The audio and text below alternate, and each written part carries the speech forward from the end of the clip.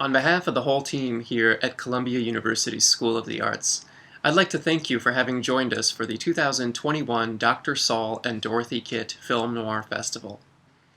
This year's festival was certainly an unprecedented one for us, and I'm thrilled to have seen that more than 1,300 participants joined us virtually from more than a dozen countries all over the world. I'd like to take this moment to offer a preview of our upcoming third annual festival, which we hope will be in person in the spring of 2022. That festival is titled Film Noir and the Jewish Experience, From World War II to the Blacklist. Friends of the festival may recognize that title from our 2020 series, which we were forced to postpone due to the COVID-19 outbreak.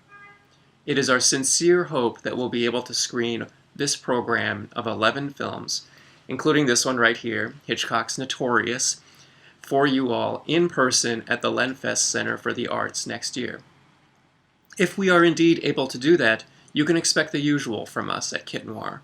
A majority of the films will screen on 35mm film, we'll have guest speakers from universities from across the country, and more. You can sign up for our listserv at arts.columbia.edu/noir to get updates on our 2022 festival. You can also visit that site to view the recorded materials from our abridged virtual festival this year. Head over to that URL, which is again arts.columbia.edu/noir, to view our video introductions for Border Incident, Where Danger Lives, and Touch of Evil, along with our lively roundtable discussion from March 18th, which featured speakers from Raíces, Art de Mexico, and Harvard, Columbia, and Maryland universities. You can watch that discussion in full on our website now.